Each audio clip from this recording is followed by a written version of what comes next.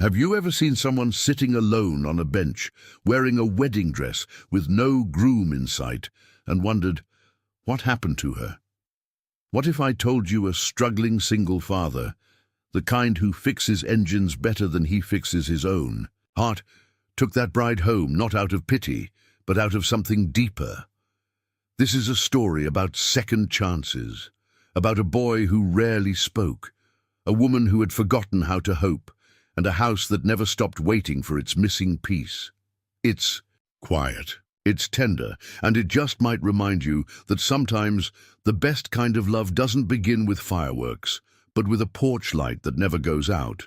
So if stories like this speak to your heart, the kind that heal, that linger, go ahead and subscribe to the channel so you never miss a new chapter in our collection of true-to-the-heart tales.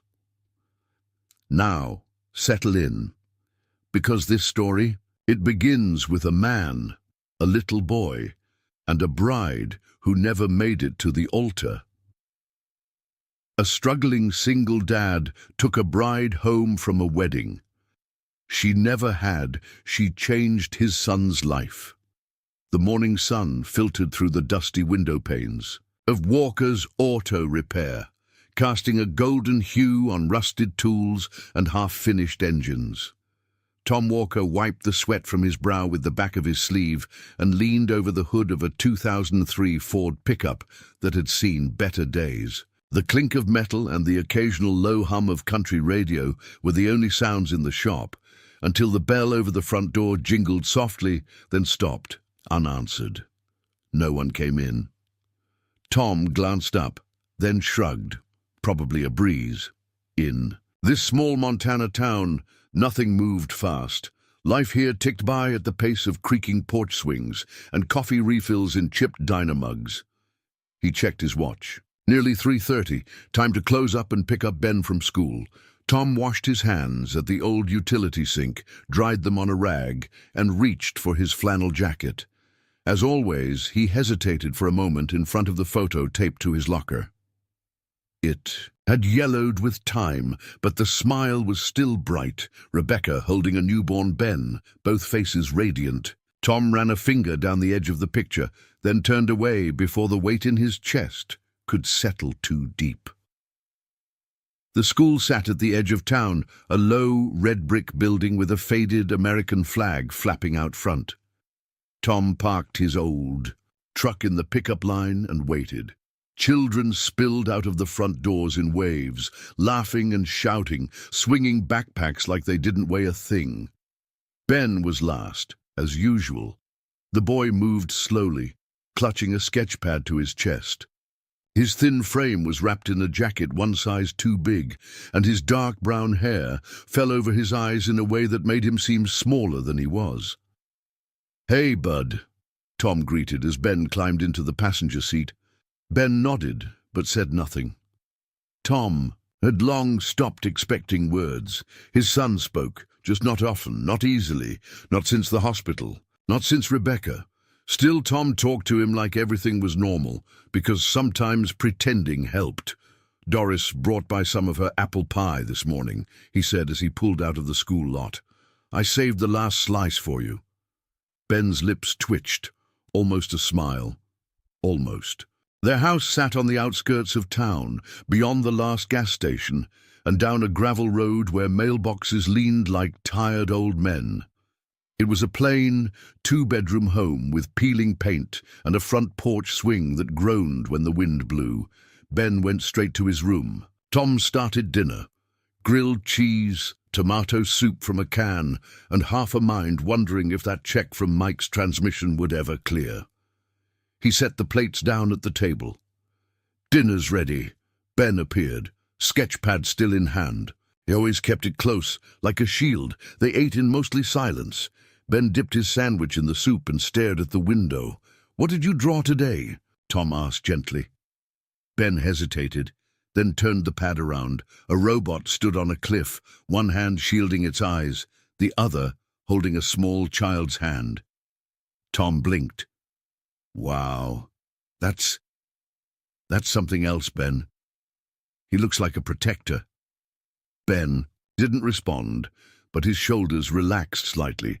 That was enough for Tom. A good day. Later that night, after Ben had gone to bed, Tom sat in the garage with a mug of instant coffee, tinkering with an old carburetor. The radio played low, some forgotten 70s love ballad drifting through the space. This was his peace. Steel, grease, and the quiet hum of memory. Rebecca used to sit on that old stool in the corner, reading books aloud while he worked. Sometimes she'd sing along with the radio, off-key and full of joy. Tom closed his eyes and let the ache pass through him like a slow wave. Not drowning, not anymore, just drifting. Around midnight, Ben woke up crying. Tom rushed in, heart thudding. Hey, you're okay." Ben clung to him, shaking, not speaking, just the way he always did when the nightmares came. "I'm right here," Tom whispered, rubbing small circles on the boy's back. "I've got you." And in that moment, with the cold seeping through the old wooden floorboards and the wind rattling the windows, Tom realized something both comforting and terrifying. He was all Ben had. No one else was coming. No one else could fill the empty chair at the kitchen table. No one else could chase the shadows from his dreams. And maybe Tom wasn't enough. Maybe he didn't read the right books or say the right words or know how to fix a heart the way he could fix a carburetor. But he loved that boy more than his own breath. That had to count for something. He stayed with Ben until the boy's breathing steadied, until the tears dried. Then he stood up, quietly stepped out into the hallway and leaned against the wall. He stared out the window at the empty road, the quiet trees, and the stars above that never moved. Some nights he whispered a prayer. Not to change the past. Not anymore, just for someone to come along and remind Ben how to smile without pretending. He didn't know the prayer would be answered, and that it would arrive in the form of a girl in a white dress, sitting alone on a bench, waiting for a wedding that never came, but that was still one chapter away. Saturday mornings were quiet on the edge of town, and Tom liked them that way. No customers calling about brake pads or sputtering engines, no school drop-offs or awkward conversations with teachers who didn't quite know how to help a boy like Ben. Just stillness, and the slow creak of the floorboards beneath his feet.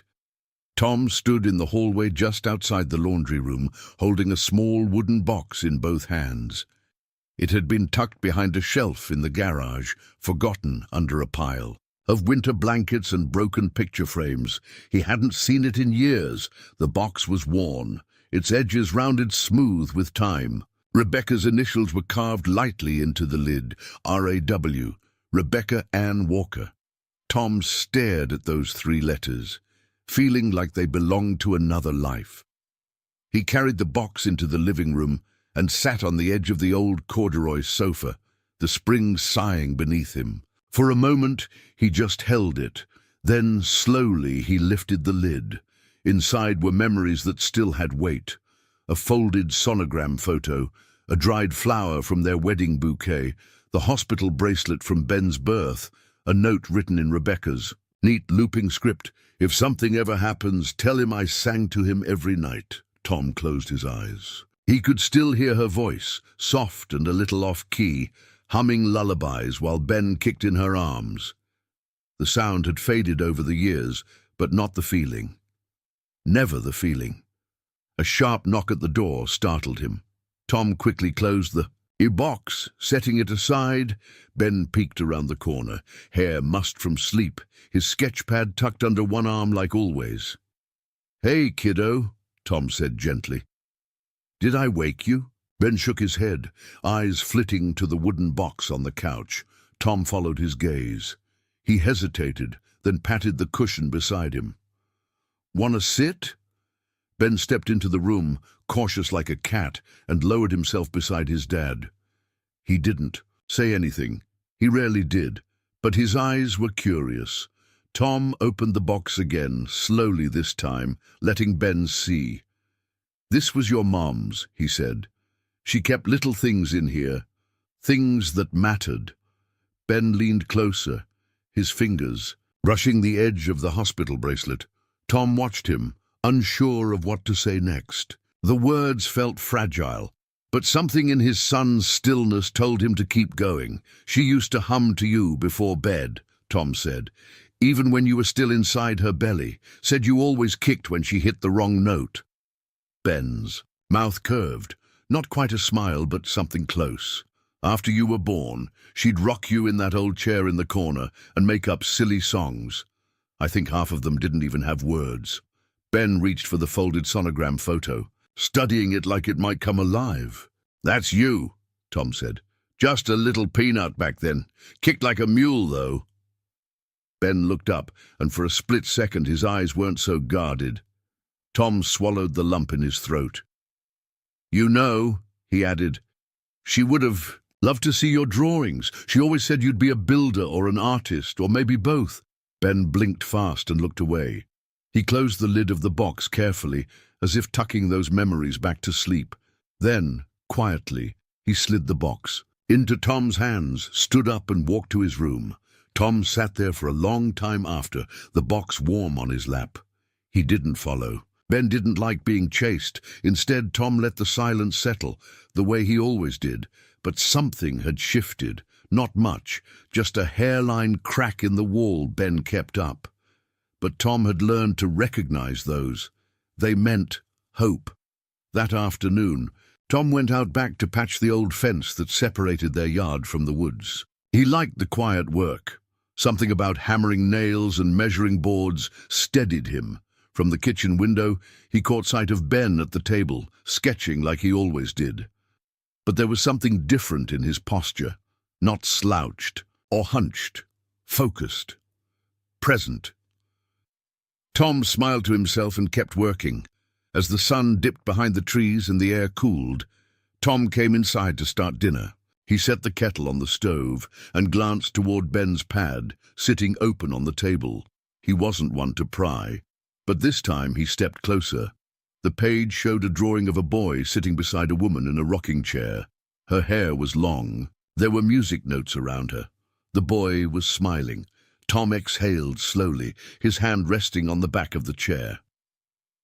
When Ben emerged from his room a few minutes later, Tom said nothing, just slid a grilled cheese onto his plate and set a bowl of soup beside it. They ate in silence, as always, but something had changed. Ben reached for the ketchup, Rebecca's weird tradition, and poured it in a circle around his soup. Then he looked up. "She sang to me?" he asked. Tom looked at him, truly looked, and nodded. Every night Ben didn't say anything more. He didn't have to. That night, Tom stood at the door to Ben's room and watched his son sleep, his small chest rising and falling in rhythm. In the moonlight, the sketch pad lay beside the bed, open to a new drawing. A mechanic, a boy, and a woman. Sitting under the stars, Tom swallowed the emotion in his throat, stepped back and whispered into the hallway, "Thank you, Beck, wherever you are." And with that, he closed the door and let the quiet settle again. This time, it didn't feel so lonely. The air was crisp that Sunday afternoon, a quiet kind of cold that crept under coat collars and turned breath into wisps of silver. Tom drove with the window cracked just enough to let the scent of pine and wood smoke drift into the cab of the truck. The engine rumbled like an old dog, familiar and steady. Ben sat beside him, hands tucked in his jacket, sketchpad balanced on his knees.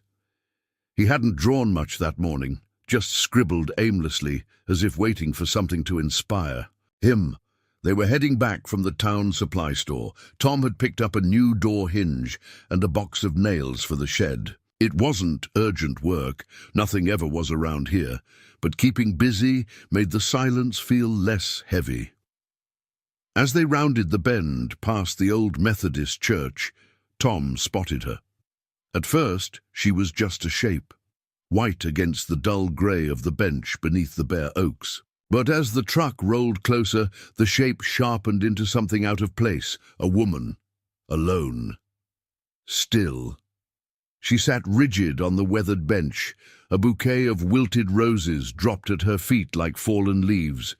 Her white dress, unmistakably a wedding, Gown pooled around her like spilled milk. The veil hung loosely from one shoulder, caught on the breeze but half forgotten. Tom slowed the truck. "What is it?"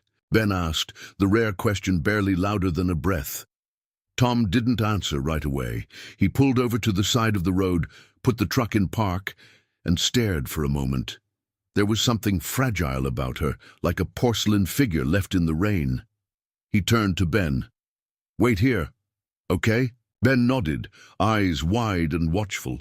Tom stepped out, boots crunching on the gravel. As he approached the bench, the woman looked up. Her face was pale, mascara smudged beneath red-rimmed eyes.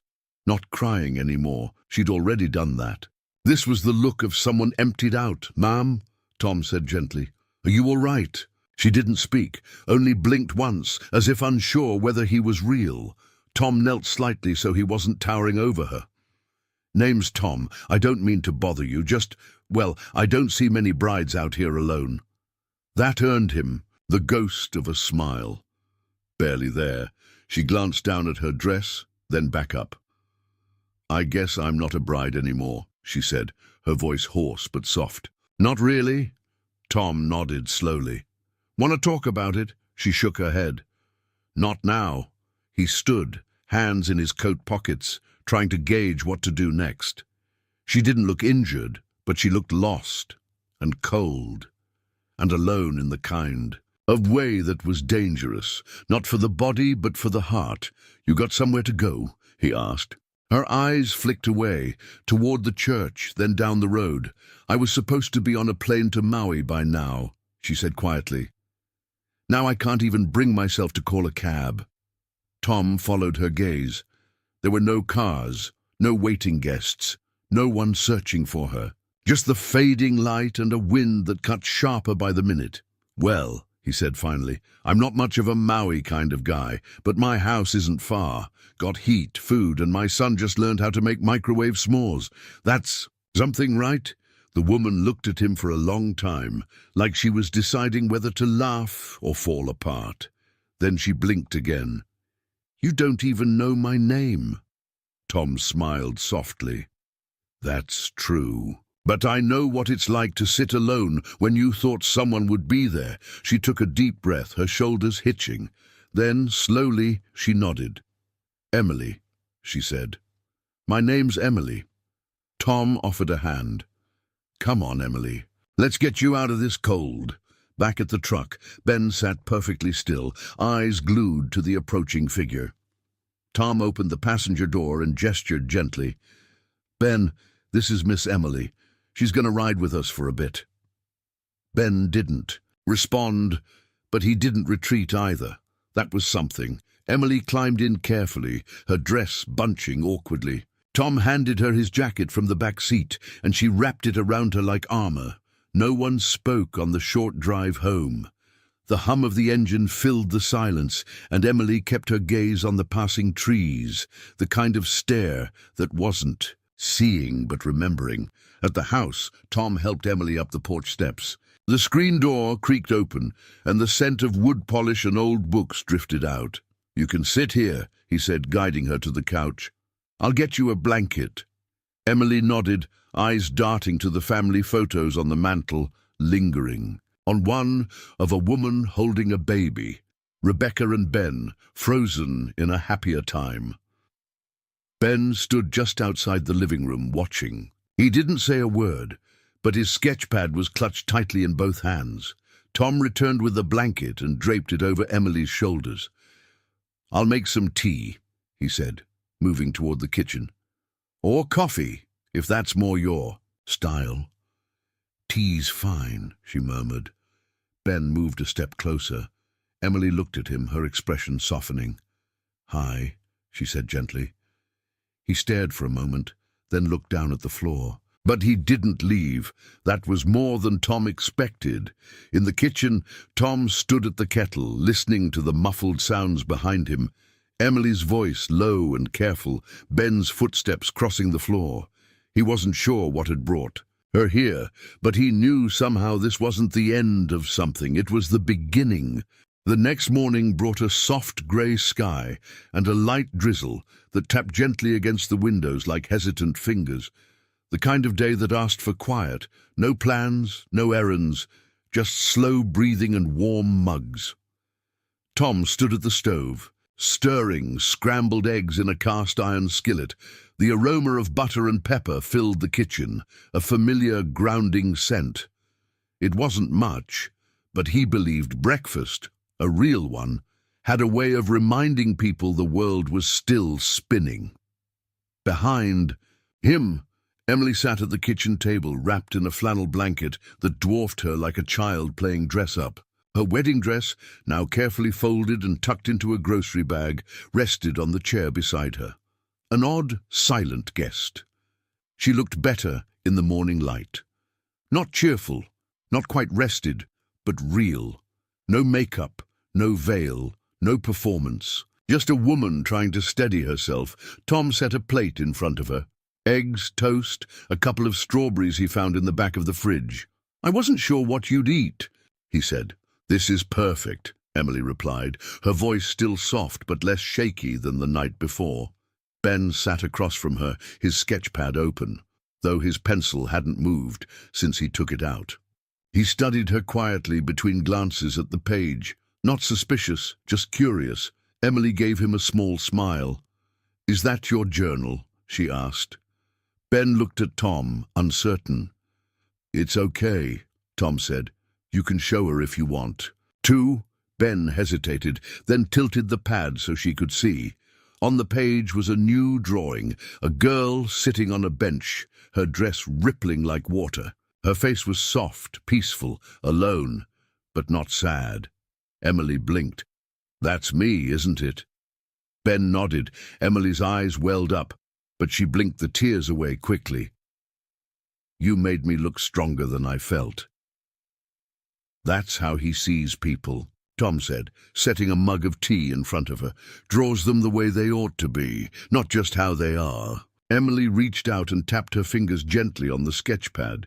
"He's got his mother's soul. I can tell." Tom stiffened slightly, but didn't speak. She noticed and drew back. "I'm sorry. That was too much."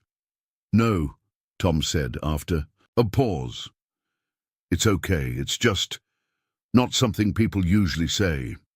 The silence that followed wasn't uncomfortable, just thoughtful, like all three were adjusting to the way the furniture had moved in their hearts. Later that morning, Tom called his neighbor Doris to let her know they had a guest. Doris had a reputation for two things: knowing everything before anyone else and making casseroles that could cure almost any emotional injury. Sure enough, by noon, a foil-covered dish arrived at the front porch with a note that read, "For your guest, no one eats heartbreak on an empty stomach." Tom chuckled as he set the casserole in the oven. Emily, now changed into a pair of jeans and a borrowed flannel shirt from Rebecca's old closet, helped fold laundry at the kitchen table. Her movements were slow but purposeful, like someone trying to re-enter the rhythm of life, one small act at a time. "You don't have to do that," Tom said, watching her stack Ben's shirts. "I know," she replied, "but I need to feel useful, like I didn't disappear." Tom nodded, understanding more than he could say. "How long were you engaged?" 3 years, Emily said, folding a sock in half. "Met him at a fundraiser in Chicago. He was charming, successful, said all the right things. But when things got real, he disappeared faster than the frosting on our engagement cake." She tried to laugh, but it caught in her throat. "I'm sorry," Tom said. "I'm not," she said quickly, surprising herself. "I thought I would be. But what I feel most right now is embarrassed. Not because I lost him, because I almost married someone who never really saw me." Tom leaned against the counter.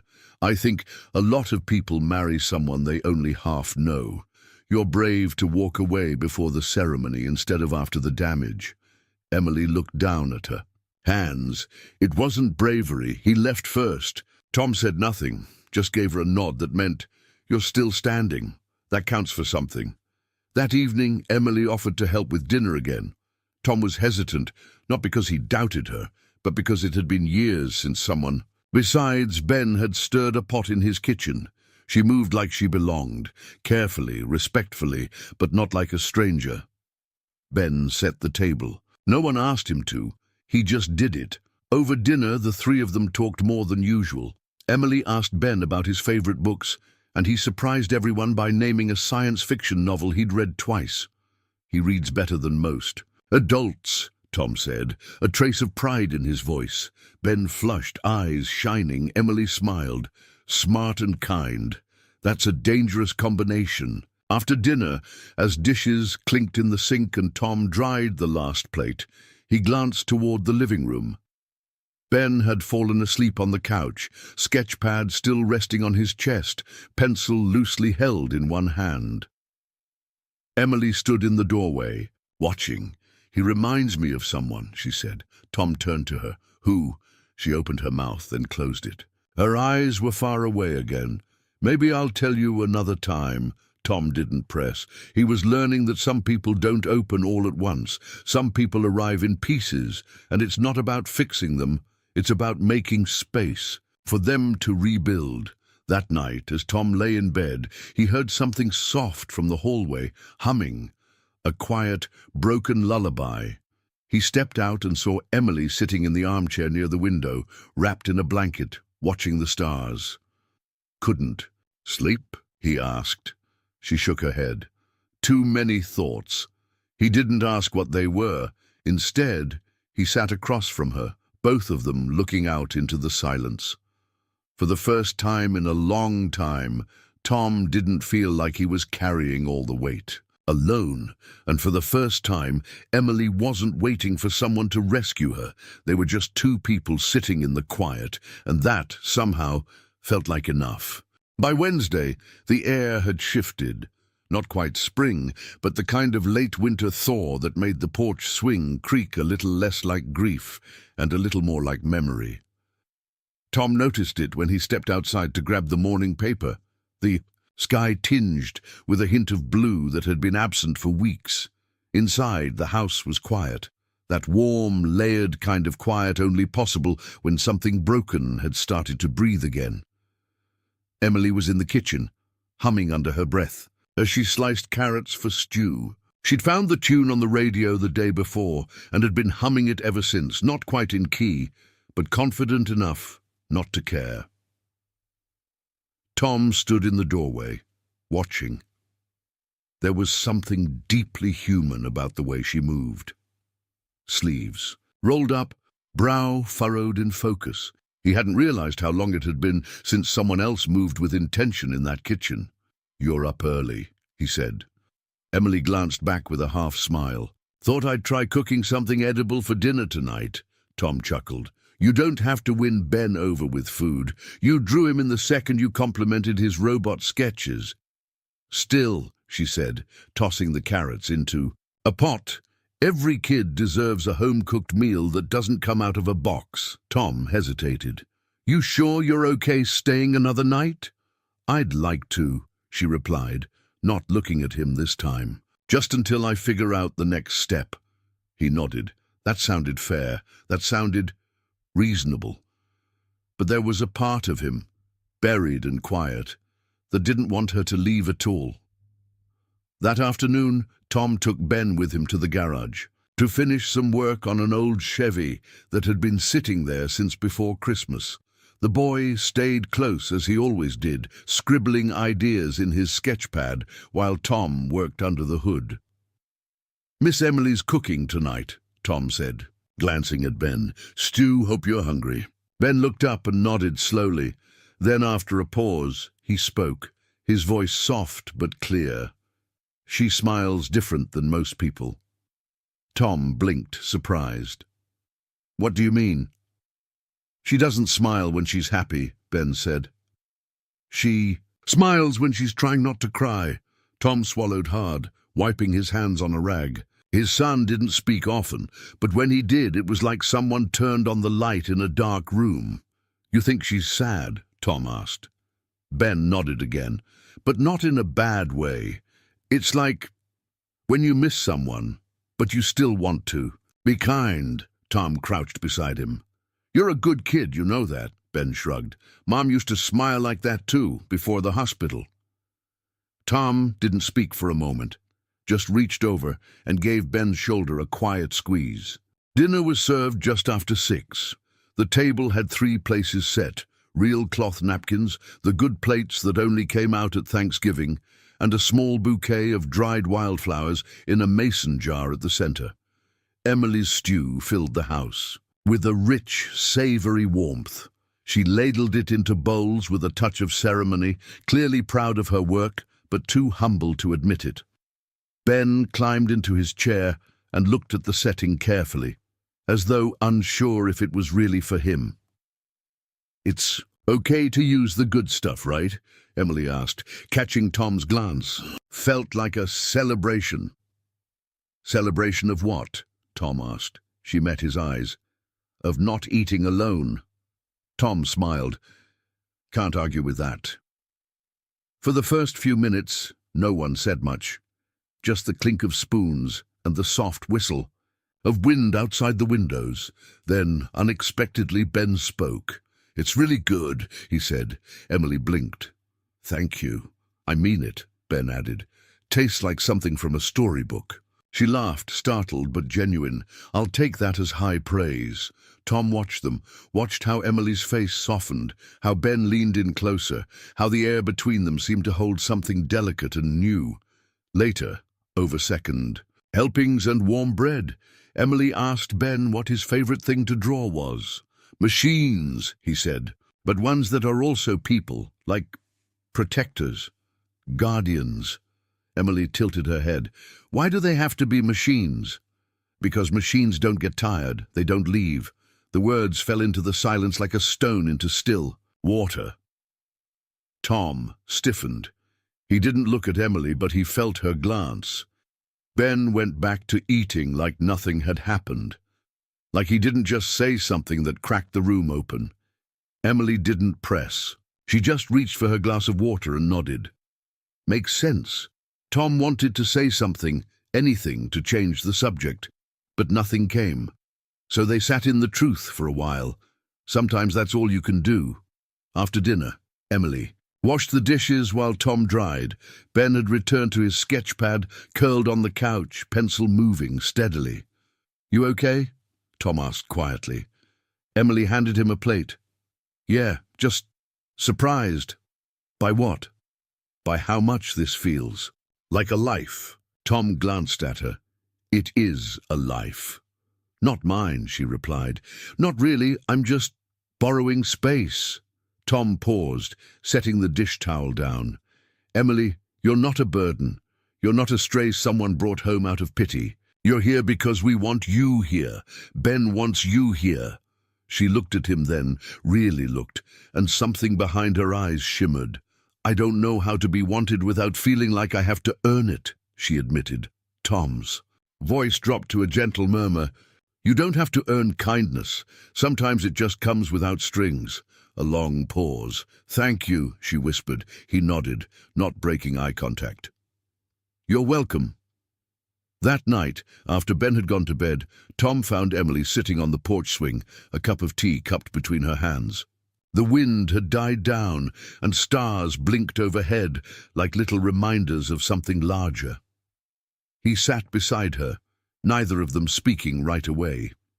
Then Emily said, "I was supposed to be in Maui right now, eating overpriced seafood and pretending not to feel alone on my honeymoon." Tom chuckled. "Well, we don't have coconut shrimp, but the casserole game in this town is strong." She laughed full this time. Then her expression softened. "Do you believe in second chances?" He thought for a long moment. "I believe in good people finding each other when they need it most," he said, "and in quiet things growing where the ground was once scorched." Emily looked at him, eyes glistening but steady. "I don't know what this is," she said, "but it's the first thing in a long time that doesn't feel like running." Tom nodded. "Then stay a while." "No.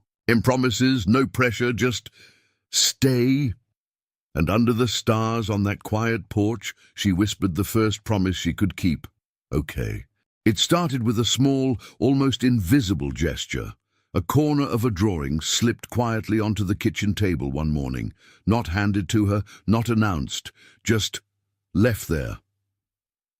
Emily found it as she came downstairs, still tying the knot of her borrowed bathrobe, the smell of fresh coffee leading her like a trail of breadcrumbs to the kitchen. Ben's sketchbook was usually his sanctuary, closed tight and guarded like a treasure chest. But this page was different. It was meant to be seen. She sat down, brushing her fingers lightly across the paper.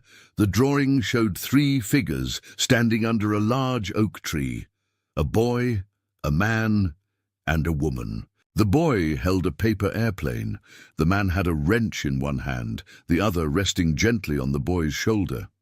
And the woman, she held nothing, just stood slightly apart from them, her hands open and empty, but her eyes looking toward the boy, warm and steady. Emily's throat tightened. She stared at the image for a long moment, then turned toward the hallway. Ben stood there, barefoot and still, watching her with quiet, cautious eyes. She smiled, holding up the drawing. "Is this us?" Ben didn't answer right away, but the hint of a smile tugged at the corner of his mouth. Then he gave a single, small nod.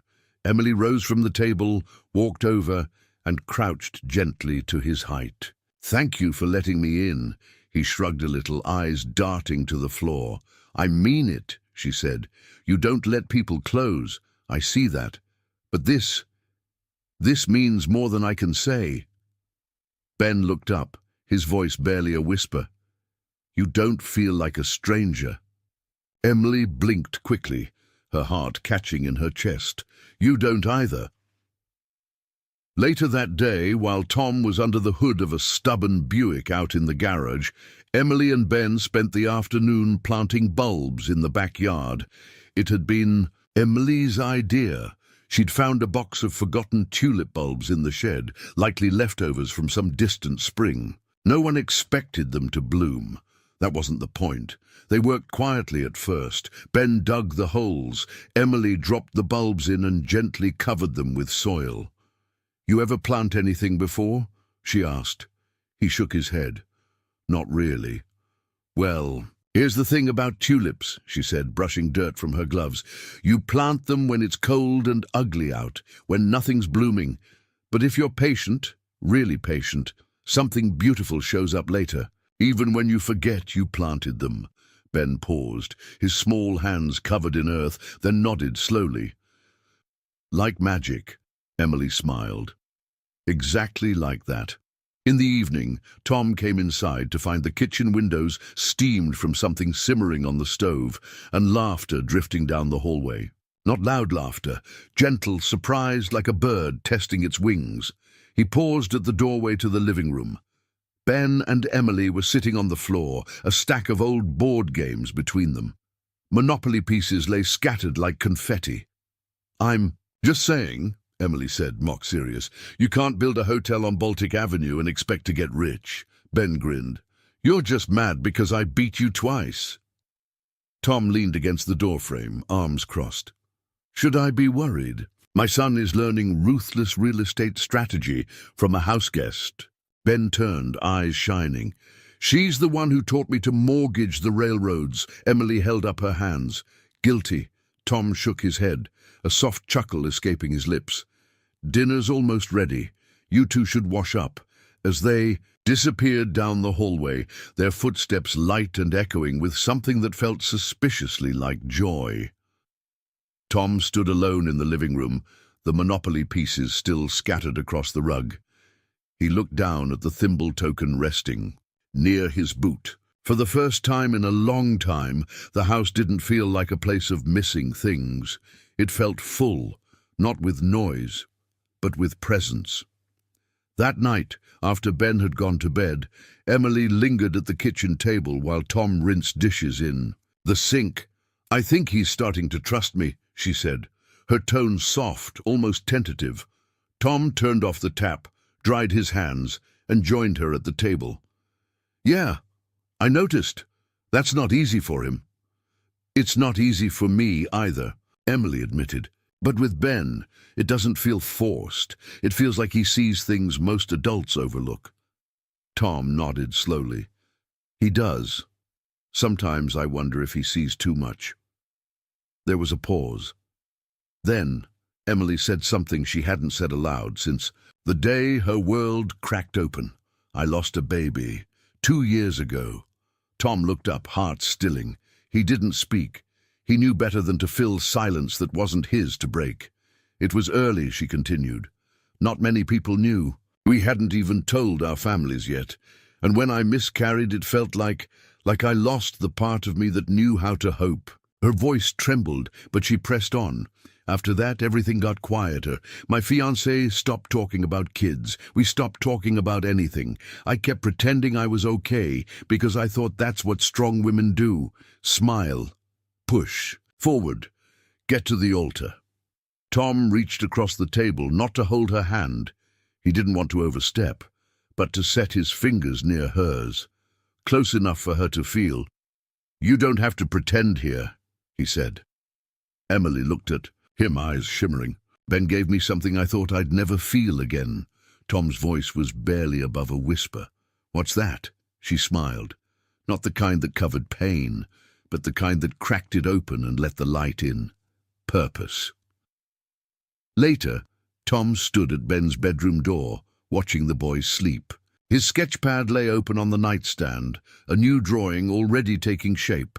A woman planting something under a cloudy sky, her hands covered in soil, her face lifted toward the light. Downstairs, Emily sat in the armchair by the window, staring.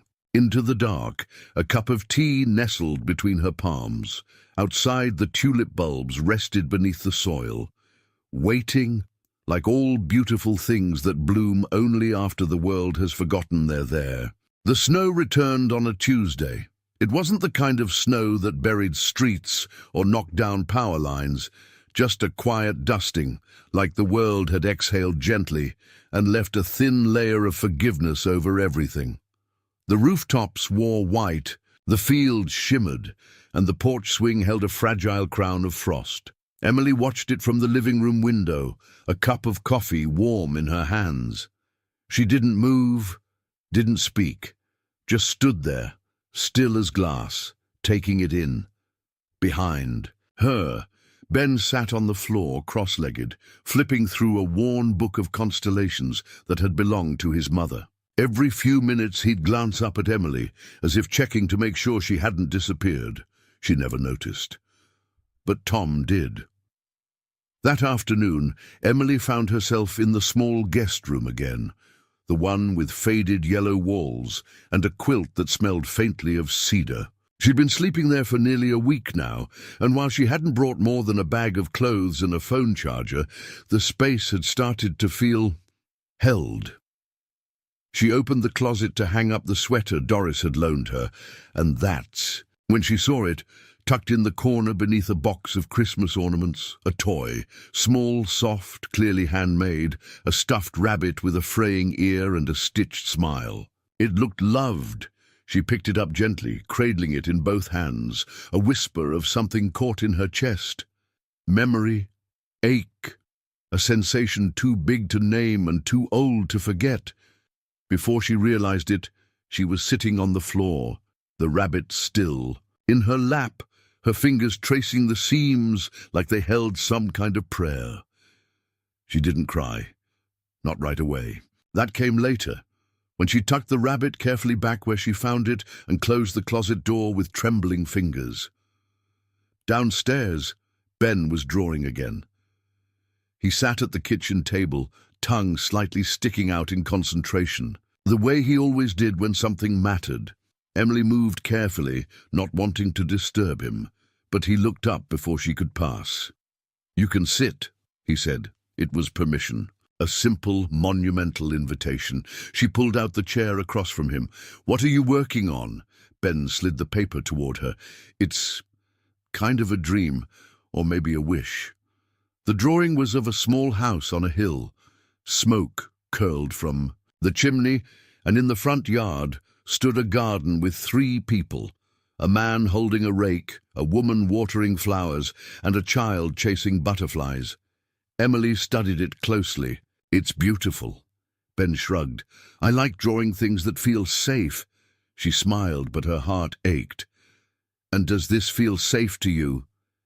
Ben nodded, then looked her in the eyes, direct, fearless. "You feel like home, not like a place, like the feeling." The words unraveled something inside her. No one had ever said that to her, not even the man she almost married.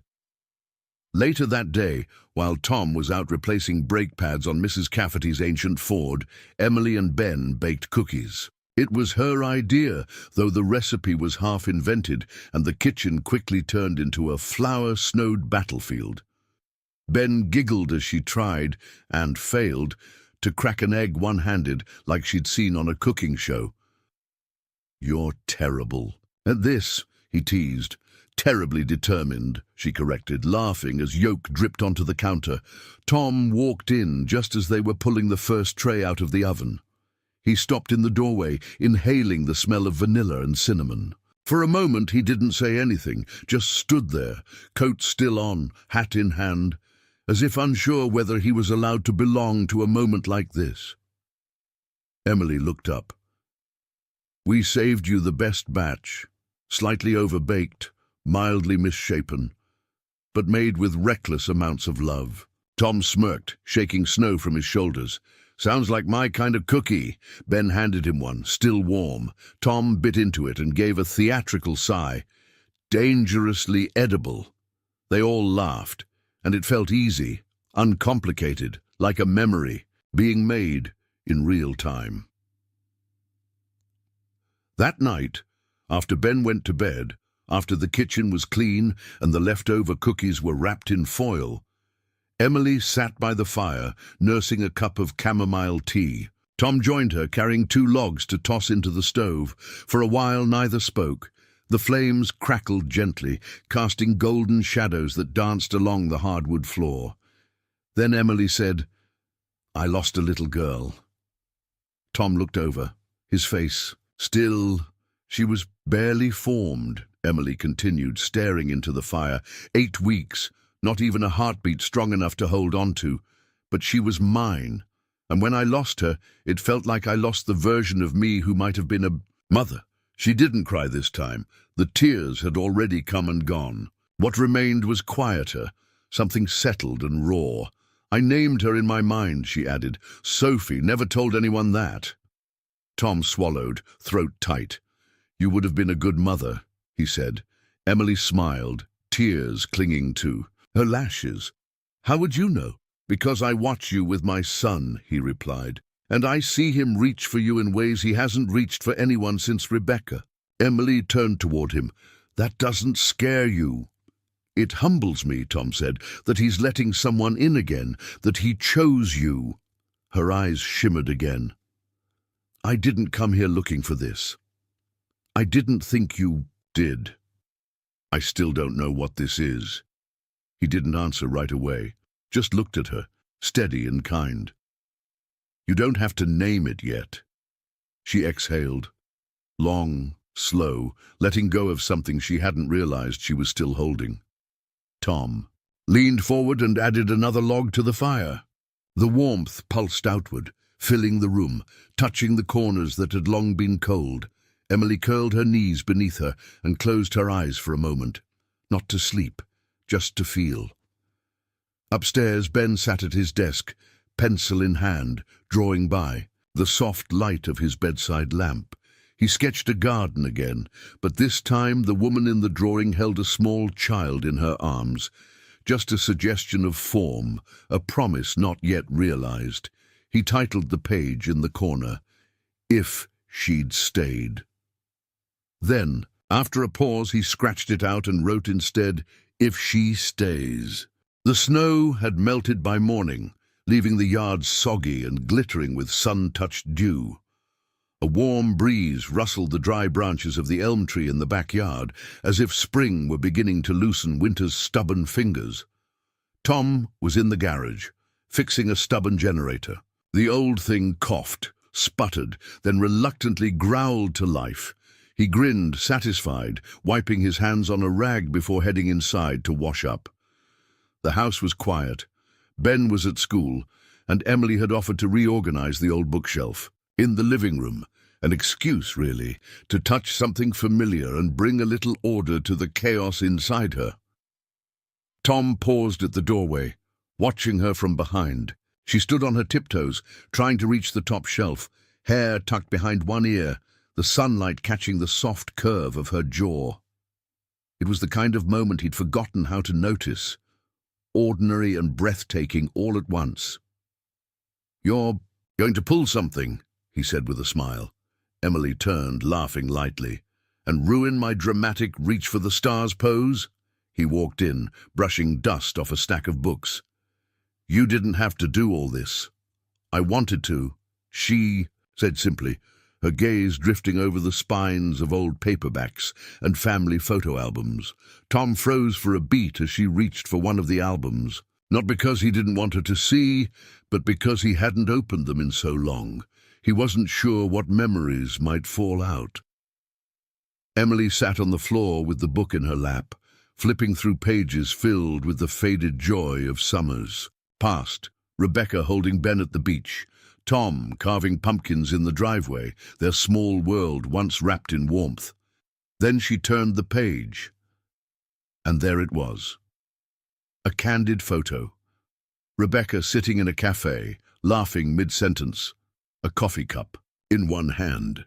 Across from her, Emily, the moment held like a fragile breath between them. Tom sat down slowly, a crease forming between his brows. Emily traced the edge of the photo with her thumb. "I was wondering when I'd see this again." "You knew." "Rebecca?" Tom's voice was low, measured, as though trying to catch up with something he didn't see coming. Emily closed the album gently, holding it in her lap. "We met in college. She was 2 years ahead of me. We weren't close at first. I was quiet, always in the library. But she had a way of noticing people who felt invisible." Tom stared at her. "She never mentioned you." Emily smiled sadly. "She did, but probably not in the way you'd remember. I moved to Chicago after college.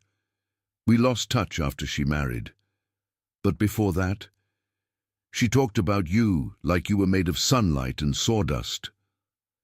She looked down. "She said you had the kindest hands." Tom's throat tightened. "I didn't know she was gone," Emily added. "Not until I saw her photo on the mantel that first night.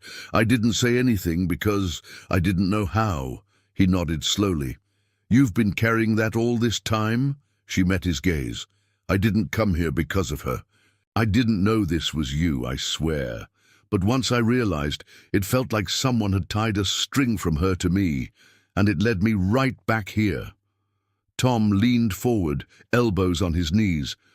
"Why didn't you say something sooner?" "I was afraid it would change how you saw me," she said. "I thought maybe I didn't deserve this kindness, not if it was built on coincidence." He exhaled deeply, eyes drifting to the photo. "I don't believe in coincidence, not anymore." A silence settled between them, but it wasn't hard or heavy. It was filled with the ache of understanding. "I've been angry with her," Tom said after a moment. "Not for dying, for leaving, for not preparing me for what would come after. The silence, the emptiness, the fear I'd mess Ben up." Emily's voice was gentle. "You didn't mess him up. You kept him whole." He looked at her, eyes soft. "You think so?" "I see the way he looks at you, Tom. Like you're the anchor that keeps his world from drifting." She paused. "And I see the way he's beginning to look at me, like maybe I might be a part of that world too." Tom didn't move, but something in his chest cracked open just a little. "I think she'd be grateful," Emily whispered, "that Ben has someone who speaks his quiet language, and that you're not alone anymore." Tom swallowed hard, blinking against the emotion building in his throat. "Thank you," he said softly. "For what?" "For telling me the truth. For carrying her memory with care." he smiled faintly, "and for not burning the stew the other night." Emily laughed, the sound unburdened and honest. They sat there for a while, the album still resting in her lap, the past and the present folding into each other like pages of the same story. That evening, after Ben came home from school, Tom told him about Emily's connection to Rebecca. They sat at the table together, no distractions, no rush, and he kept it simple, honest, like all important things should be. Ben was quiet for a long time. Then he asked, "Did Mommy like her?" Tom looked at Emily, then back at Ben. "She did, very much." Ben looked at Emily, expression unreadable. Then, slowly, he stood and walked to his room. Emily's heart sank, but a moment later he returned. With his sketch pad, he opened it to the drawing of the garden, the one he'd shown her before, and handed it to her. "I want to add a swing to the tree," he said, "but I don't know how to draw it right." Emily took the pad gently. Eyes misting. "I can help you with that." He nodded, then leaned his head lightly against her shoulder. Tom watched them, something settling deep inside him. A quiet truth that didn't need to be named. They weren't fixing anything. They were becoming something new. That night, after the dishes were done and the fire burned low, Emily stood at the window in the guest room, holding the photograph of her and Rebecca. She pressed her fingers to it, as if tracing the outline of a blessing she never expected to receive. "Thank you," she whispered into the night. "I didn't know where to go, but I think you did." And somewhere in the stillness, in the hush of a house slowly healing, it felt like someone was listening. The sky was pale with early morning light when Tom entered the kitchen, the wooden floor cool beneath his bare feet. The kettle hadn't been boiled yet, the house was still wrapped in sleep. But something felt off. Then he saw it. A folded piece of paper on the kitchen table, resting beside Emily's favorite mug, the one she'd chosen from the back of the cabinet because it was chipped and, in her words, still worth holding on to. Tom knew. Before he touched it, before he read a word, he knew. The quiet had changed. He pulled out the chair and sat down, the note trembling slightly in his hands. Her handwriting was small, careful, honest. "Tom, I don't have the right words, but I owe you some kind of goodbye. You've given me more grace than I deserved, a warm place when I was cold, a second chance at breathing when I didn't think I could take another step. Ben, he's changed me in ways I didn't think possible. He reminded me what it feels like to matter, to be seen, to be needed, not for what I can do, but simply for being present. But I need to go, not because I don't care, but because I do. This house, this life, it's sacred. And I came into it, carrying pieces of a past I haven't finished putting down. I need to find out who I am outside of what broke me. I need to be whole before I can ask to stay. If there's a place for me when I come back, I hope you'll leave the porch light on. Tell Ben he's a masterpiece. Tell him I'll carry his drawings with me wherever I go. Love, Emily." Tom read it 3 times, then folded it carefully and set it back down beside the mug. The house, once silent, now felt louder with absence. He didn't cry, but he sat at that table until the sun fully rose, and the hum of the world outside reminded him life would move forward, whether he was ready or not.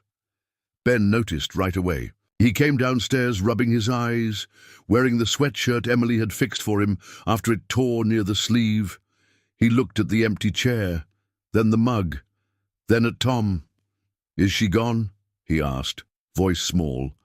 Tom nodded. "She left a letter." Ben didn't ask to read it. He just pulled out the chair where Emily usually sat and climbed into it like he was filling a space that wasn't ready to be empty. Tom slid him a bowl of cereal and poured milk over it without speaking. They ate in silence, the kind that pressed against the walls, wanting to be filled but not ready to be broken. That afternoon, Tom cleaned the guest room. Not out of anger, not out of grief, just out of habit. He folded the blanket she'd used, placed her forgotten hairbrush on the dresser, and paused when he noticed something tucked behind the nightstand. A drawing, one of Ben's. It showed a woman standing at a crossroads. One path led into a forest. The other, back toward a small house with smoke curling from the chimney. Above her head, a single line of text. Sometimes you have to leave to remember what home feels like. Tom traced the edge of the page, then leaned against the doorframe and exhaled. She hadn't meant to hurt them. He knew that, but knowing didn't soften the sharpness of missing someone who had become part of your everyday without you even realizing it. The days that followed fell into a rhythm, quiet, functional. Meals were made. Ben went to school. Tom fixed a water heater and rotated tires and pretended he didn't look at the mailbox any differently. But it was Ben who changed the most. He didn't talk about Emily, not directly, but he started drawing differently. Less machinery, more people. One day, he showed Tom a sketch of a boy standing at the edge of a garden. The tulips they'd planted peeked out from the soil, half real, half imagined. "Do you think they'll bloom?" Ben asked. Tom looked at the paper, then at his son. "Yeah, I think they will." Ben nodded and tucked the drawing away without saying anything else. A week later, Tom stood at the hardware store counter buying a new lock for the back shed. The cashier, an older man named Harry, leaned over and said, "Hey, you all right, Tom? Haven't seen you with that lady lately." Tom offered a thin smile.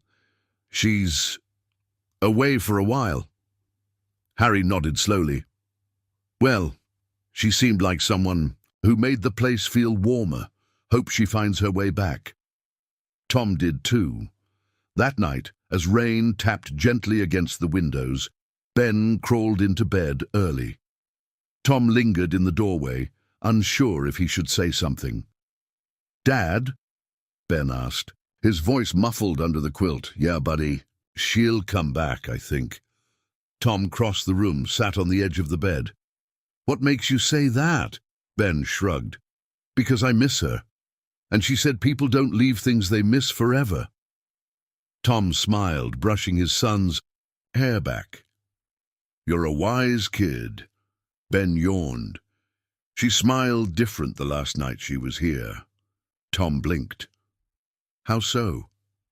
"It wasn't the sad kind," Ben murmured. "It was like she remembered something." Tom sat with him until his breathing slowed, his chest rising and falling like a tide finding its rhythm. Then he went downstairs and left the porch light on. Some nights he sat out there alone, listening to the wind, a mug of tea cooling in his hands. Sometimes he brought a blanket, sometimes just the silence. He didn't wait like a man counting days. He waited like a man who knew healing didn't follow a clock. And in his chest, something had settled, not bitterness, not even hope, just space. Space for her if she came back. Space for something beautiful if she didn't. In her absence, Emily's presence lingered in small ways. The way Ben asked for extra cinnamon in his oatmeal, the way the porch swing creaked in the early morning sun, the way the tulip bulbs slept quietly beneath the dirt, waiting. Tom tended to the garden every few days, gently, without expectation. He didn't press the soil or dig to check. He just watered, trusted, waited, like the rest of him. The first bloom came quietly. It wasn't grand, just the soft green tip of a tulip leaf pushing through the thawed earth beneath the kitchen window. But to Tom, it was a revelation, a silent signal, a whisper of return. He stood there with his morning coffee, watching it sway slightly in the breeze. After all these weeks, something planted in hope had remembered how to rise. Ben padded into the kitchen, hair tousled, sleep still clinging to his eyes. He poured himself a glass of orange juice and joined Tom by the window. "Is that the one we planted by the bird bath?" he asked. Tom nodded. "Looks like it." Ben pressed his hand against the glass. "She said tulips are like promises, that even if it takes a while, they show up." Tom glanced down at his son. "Do you think she'll show up too?" Ben didn't answer right away, then softly, "I think she's growing too, like the flowers, just not where we can see yet." Tom reached over and gently ruffled his son's hair. "I think you're right." The days unfolded gently after. That, marked by routine and small signs of spring. Ben was talking more. Not a lot, not all at once, but enough that his teacher at school had pulled Tom aside to say, "Whatever's happening at home, keep doing it. He's starting to shine."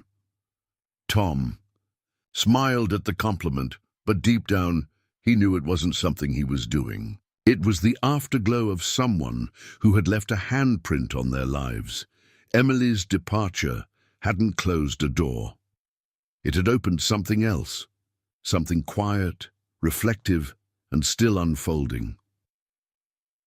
One afternoon, while cleaning out the shed, Tom found the cardboard box where Emily had tucked away the wedding dress. It was sealed shut, labeled only with her name in small, neat handwriting. He stood with his hand resting on it for a long while, unsure what to do. Part of him wanted to bury it somewhere, to forget the sight of her sitting in that dress on the roadside bench. But another part, the part that remembered her laugh in the kitchen and the way she knelt in the garden beside Ben, told him to keep it just as she left it, not as a weight, as a placeholder, a mark in the story where something unfinished waited to be continued. That evening, Ben brought home a crumpled paper from school, a poem he had written during free period. Tom unfolded it carefully, eyes scanning the uneven penciled lines. It wasn't perfect, but it was true. A house that waits. There is a house with room to grow, where tulips sleep beneath the snow. A boy draws dreams, a dad stays strong, and something missed still hums a song. The porch light's on, the windows clear. The house still hopes you'll come back here. Tom's throat tightened as he read the last line again. He looked at his son, who stood watching with careful eyes. "Did you show this to your teacher?" Ben shook his head. "It's not for school." "Who's it for?" Tom asked. Ben shrugged, but his voice was steady. "For her, in case she's still listening." Tom folded the poem and tucked it into his wallet. "I think she is." Sunday came with soft wind, and the kind of sun that made you forget winter had ever settled in. Tom sat on the porch swing, a book in his lap, though he wasn't really reading. He watched the road, not constantly, but enough. Out of habit more than hope, Ben was in the yard with a handful of sidewalk chalk, drawing galaxies along the cracked cement walkway. There was peace in it, a kind of peace Tom hadn't known he was still allowed to feel. He glanced up as the wind shifted, just in time to see something flutter along the edge of the garden. A flash of blue fabric, hair pulled into a loose braid. He blinked for a heartbeat. He thought he was imagining her, but then Emily stepped fully into view. She didn't walk fast. She didn't smile right away. She just came down the gravel road like someone who wasn't sure if the world would still welcome her. Ben stood up first. The chalk slipped from his hand. He stared at her, frozen. Emily paused a few feet away, unsure. "Hi," she said. The boy ran. He didn't yell or cry. He just ran straight into her, arms flinging around her waist like he was reclaiming something that had been missing from his very center. Emily knelt to catch him, tears already in her eyes. "I missed you," he whispered. "I missed you too." Tom rose from the swing, heart pounding, not with surprise but with something quieter, relief. She looked up at him over Ben's shoulder. "I didn't know if I could come back," she said. "But I couldn't stay away."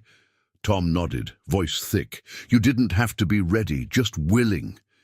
Emily stood slowly, still holding Ben's hand. "I still have work to do. I'm still not everything I want to be." Tom stepped forward.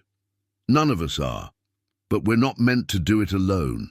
She smiled then, not the brave, brittle smile of the woman who first showed up at his door, but something softer, deeper. Ben tugged her hand. "I saved your garden spot." She laughed gently. "I hope the tulips didn't give up on me." "They didn't," Tom said. "We didn't either." That evening, the three of them sat on the porch together. No fanfare, no explanations, just warm mugs, tired shoulders, and the sound of springbirds returning home. Tom looked out at the garden, the tulips pushing higher with every passing hour. "Did you find what you were looking for?" he asked quietly. Emily thought for a long time before answering. "No," she said, "but I remembered what I already had." Ben leaned his head against her arm. "And Tom?" Tom didn't say a word. He just reached across and turned on the porch light. Though the sky hadn't yet darkened, some lights weren't about seeing, they were about being seen. Spring came early that year, the kind of spring that snuck in softly, brushing the world awake one green blade at a time. Tulips bloomed beneath the kitchen window, their petals unfolding like a long-held breath. The air smelled of damp soil and distant honeysuckle, and the porch swing no longer creaked with sorrow, only rhythm. Tom stood at the stove one Saturday morning, flipping pancakes while Ben sat at the table, brow furrowed in concentration over a new drawing. Across the kitchen, Emily leaned against the doorframe, still in her slippers, her hair pulled into a loose braid, fingers wrapped around a chipped mug, the same one she'd left behind the morning she disappeared. She hadn't asked for her old room back. She hadn't needed to. She never really left it. They hadn't had a long talk about what her return meant. There were no grand declarations, no dramatic promises whispered under the stars. What came back wasn't the ceremony of love. It was the practice of it, folding laundry, sharing silence, laughing at burnt toast, and that was enough. Ben held up his sketchpad just as Tom flipped the last pancake onto the plate. "I finished it," he said. Emily walked over, peeking over his shoulder. It was a garden scene again, but different. This time, more alive. The colors richer, the lines bolder. 3 figures stood in the sunlight, the boy, the man, and the woman. The woman wasn't standing off to the side anymore. She knelt in the soil, laughing, her hands dirty from planting. The man leaned down beside her, a watering can in one hand, and the boy, he held a tulip, blooming wide in his palm. At the bottom, Ben had written, "Home isn't a place. It's the people who wait for you with the light still on." Emily's eyes brimmed. "You're going to make me cry again."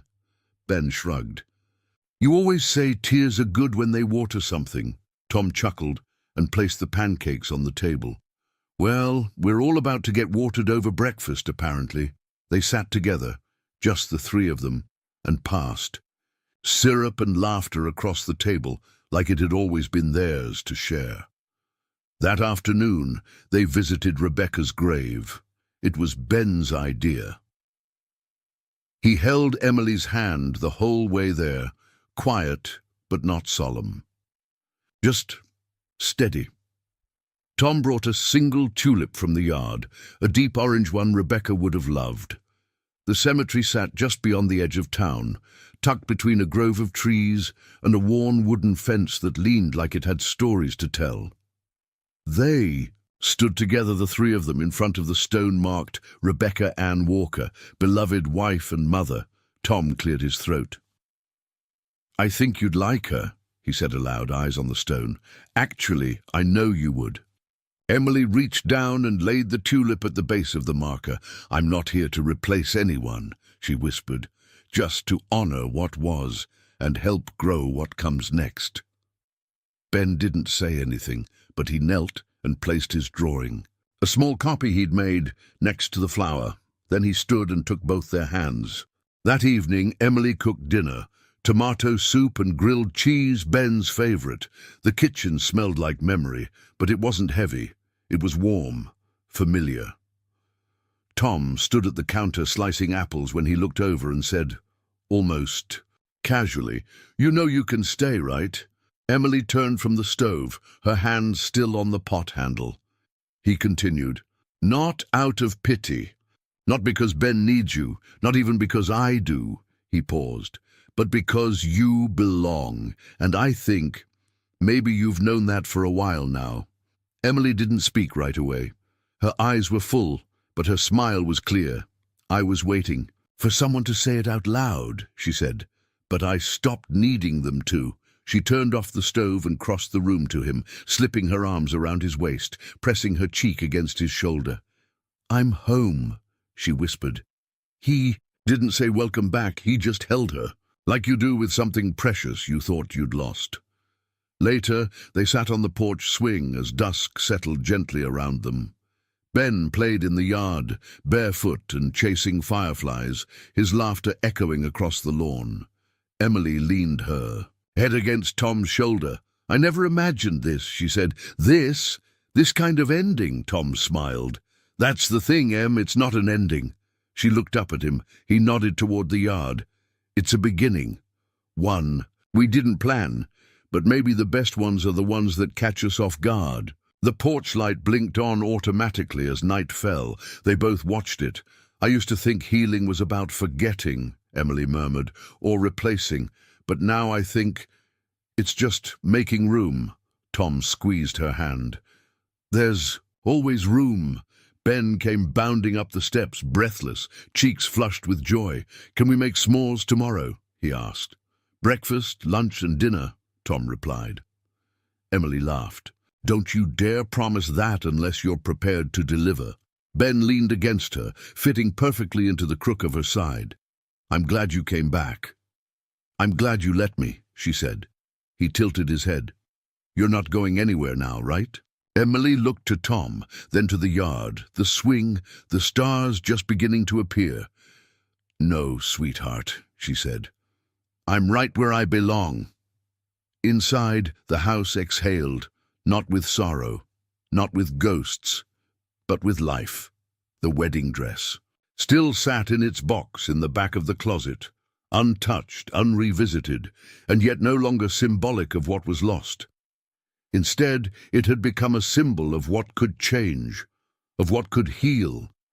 No ceremony had been planned, no announcements made, but a new family had been built, not in vows spoken under stained glass, but in choices made in silence, in laughter shared over dishes, in patience during grief. The porch light stayed on, not because anyone was missing anymore, but because it had become a tradition, a sign to the world that someone was always welcome, that this house, this life, this love, it had room for new beginnings, for old wounds, for tulips, and for anyone still brave enough to come home. We'd love to hear from you. Where are you watching from, and what part of this story touched you the most? Take a moment to share your thoughts in the comments below. Reading your reflections is one of the best parts of what we do here. And if stories like this bring you comfort, hope, or just a quiet moment in your day, go ahead and subscribe to the channel. There's always a seat here for you and new stories waiting just around the corner. Thank you so much for spending time with us today. Until next time, take care, keep the porch light on, and never stop believing in second chances.